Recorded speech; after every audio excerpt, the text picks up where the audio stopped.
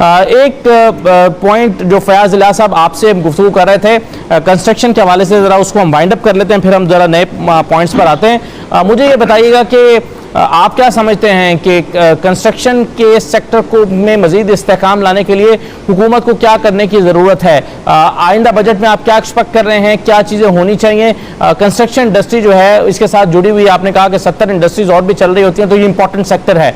आप क्या एक्सपेक्ट कर रहे हैं आइंदा बजट में?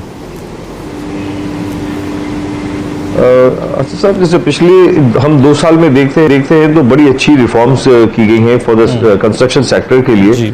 खास तौर पे जो पॉलिसी मेकिंग है, बिल्डिंग बायलॉज हैं, उसमें बड़ी बेहतरी लाई गई है। खास तौर पे पंजाब और केपी इस रीजन में तो काम हुआ है।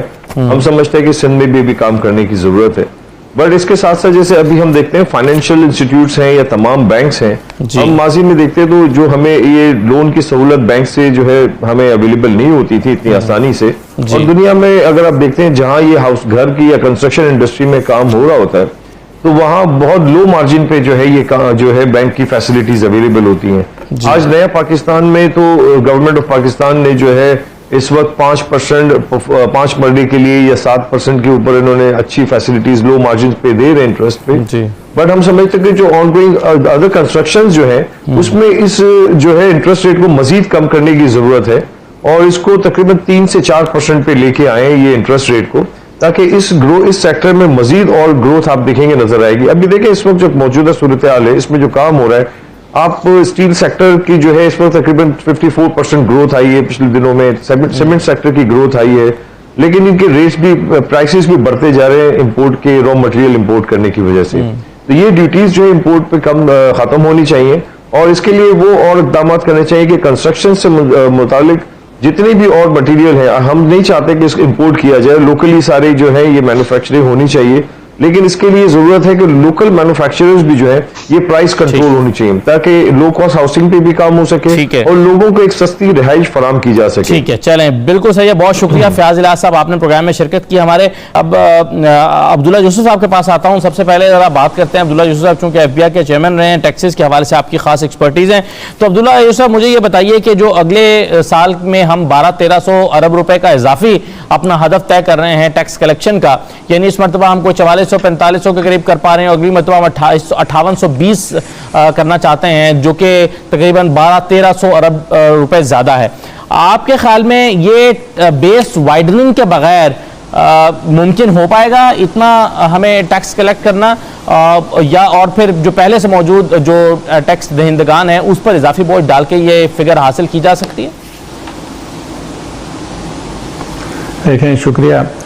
बात यह है कि मैं पहली क्लियर बात यह है हमारे नेशनल पॉइंट ऑफ व्यू से कि हमें हर हालत में रेवेन्यूज में इजाफा लाना है। इसलिए कि जिस तरह से हमारा फिस्कल डेफिसिट चल रहा है, you can't afford to keep on increasing your debt, जिसकी फिर आगे आपने सर्विसिंग कैसे करनी है, रीपेमेंट्स कैसे करनी है। तो उसके लिए अब मेन पॉइंट जो है ना, इन माय व्यू, वो है आपकी टैक्स पेयर बेस। अब टैक्स पेयर बेस जो हमारी इस वक्त है उसमें अभी बहुत बड़ा गैप है, there is a big tax gap.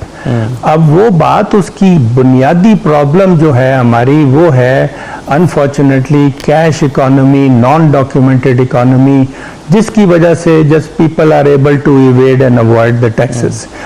इस चीज को ओवरकम कैसे करना है, दैट इज द क्वेश्चन।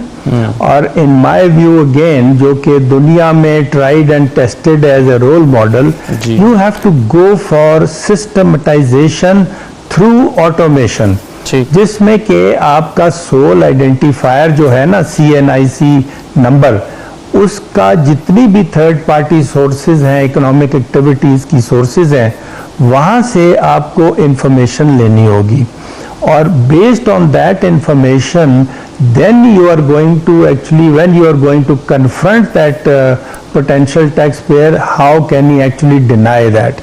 तो हमें हर हालत में टैक्स पेयर बेस में इजाफा लाना है और जो हमारा एग्जिस्टिंग टैक्स पेयर है, हम उसके ऊपर इस तरह से बोझ नहीं डालना करना शुरू कर सकते।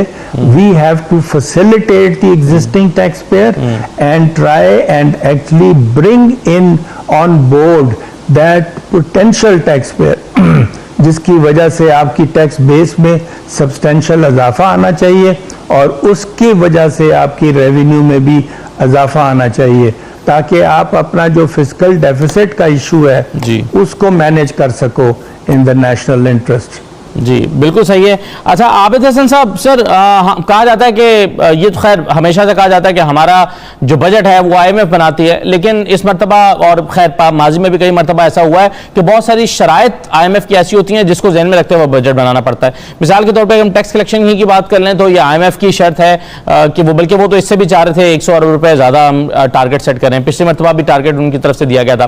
फिर वो चाहते हैं कि बिजली की कीमतों में और इजाफा किया जाए और 88 अरब रुपये अगले 2 साल में 6 मरलों में वसूल किए जाएं, जो कि हुकूमत करना नहीं चाहती। तो IMF की कई शराइत ऐसी हैं जो हुकूमत मान रही है, मानना मजबूरी है, कई पर हुकूमत रेजिस्ट कर रही है। फिर हम देख रहे हैं कि NAPRA को जो है वो खुद मुख्तार बनाया जा रहा है कि वो कीमतों का खुद से तयन करे और कैबिनेट से मंजूरी लिए बगैर उसको नाफिज कर दे। ये भी एक डिमांड थी IMF की। तो आप किस तरह से बजट को देखते हैं कि हम IMF के कितने दबाव में रहकर बजट बना रहे हैं? देखिए बात ये है, मैं 30 साल more than 30 years world bank के साथ रहा हूँ, IMF से बहुत डील की है जी पूरी दुनिया में और मोस्ट ऑफ एशिया। जो मुल्क मतलब अपनी नलायकी की वजह से ओवर 20-30 इयर्स क्राइसिस में है ना, वो हर वक्त उनका मिनिस्टर ऑफ फाइनेंस जो कहता है यार मैं तो ठीक करना चाहता था बट IMF ने ये तबाही मचाई है। आज ये है कि आपके पास जो है कैबिनेट है, प्राइम मिनिस्टर है, हमारे कन्विक्शन होनी चाहिए कि जी ये काम हम किस लिए कर रहे हैं, अपने सिटीजन अपने मुल्क के लिए कर रहे हैं या IMF के लिए कर रहे हैं। IMF की बला से आप बिजली मुफ्त दे दें, आप ये किसी अभी एक साहब ने कहा जी इंटरेस्ट रेट 3% पे कंस्ट्रक्शन, आप 0% ले इंटरेस्ट। IMF कहते हैं जी अब जो आपने करना है करें, आप सिर्फ ये बताएं कि आप ये का डेट, ये जो अब्दुल्ला यूसुफ साहब ने बड़ी अच्छी बात की है, हमारा डेट पहुंच गया 100% ऑफ GDP पे। ये किस तरह उतरेगा कि आपने टैक्स भी नहीं बढ़ाना, आपने लोगों को इंटरेस्ट रेट 0 पे देना है, 3 पे देना है, आपने बिजली की बढ़ानी नहीं है। तो मेरा मतलब आबिद हसन साहब, शायद 7% जो किया गया शरह सूद वो भी शायद ज्यादा कम कर दी गई है। कुछ लोगों की ये भी राय है कि ये 7% भी नहीं होनी चाहिए। मेरा मतलब है कि ये पैसे कहां से आएंगे? ऊपर से आपने एक रोशन फजूल जैसा रोशन डिजिटल अकाउंट मतलब माइंडलेस एक इशू कर दिया 7% डॉलर टर्न में। दुनिया में इतना डॉलर टर्न में कहीं नहीं मिलता। आपने पता नहीं क्या सोच समझ के, और ये किसी ने नहीं पूछा कि ये 7% इंटरेस्ट डॉलर टर्न में कौन देगा। कमिंग बैक, देखें बात ये है, हमने अपने मुल्क को देखने के जी हमारा मुल्क इस वक्त कर्जों में डूबा हुआ है।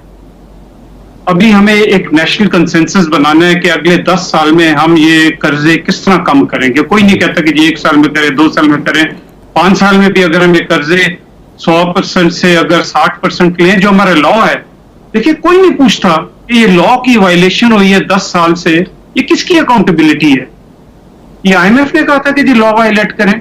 आपके लॉ में लिखा हुआ है कि 60% से ज्यादा कर्जे नहीं होने चाहिए। कोई तो मीडिया में, कोई पार्लियामेंट में पूछे कि जी किसने ये लॉ वायलेट की है।